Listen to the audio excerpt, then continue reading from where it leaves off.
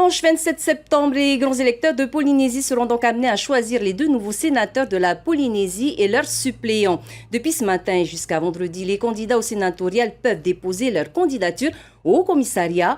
Beaucoup d'entre vous se posent de nombreuses questions à propos de ces élections. Quel est le rôle d'un sénateur? Pour combien de temps est-il élu? De quelle manière le scrutin va-t-il se dérouler? Qui sont les candidats qui sont d'ores et déjà déclarés publiquement? Thierry Théamo vous apporte toutes les réponses. Le dimanche 27 septembre, 728 grands électeurs sont appelés à choisir les deux nouveaux sénateurs de la Polynésie en remplacement de Lana Tetuanui et Nui Haulore, les candidats du Tapura Hudatira élus en 2015.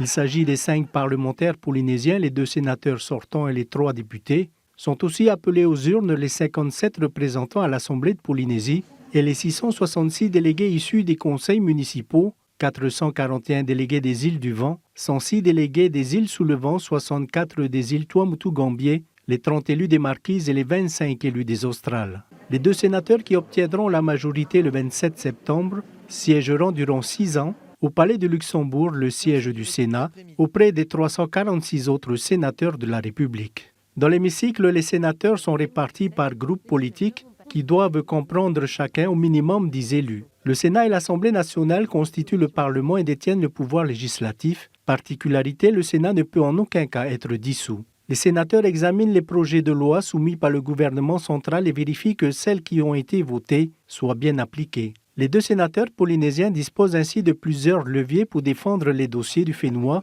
Ils peuvent par exemple proposer de modifier un projet de loi à la faveur du pays en déposant des amendements.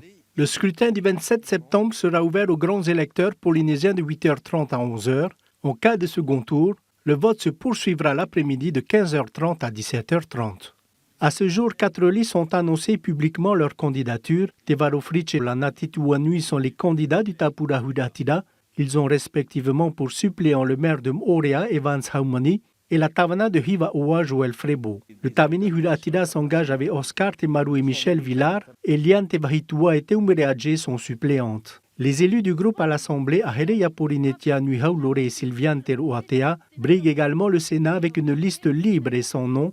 Toutefois, les candidats précisent qu'elle est soutenue par plusieurs mouvements politiques, dont le Tahoera Hudatira. Christiane Kelly du Tavini Hudatira de Moorea est la suppléante de Nui Haulore. Pour l'instant, Sylviane Teruatea n'a pas encore de suppléant. Demain, le syndicat des Tuamotu désignera le candidat, puisque ce sera un représentant de cet archipel. Les écologistes sont également en course avec Jackie Briand et Raissa Bruno.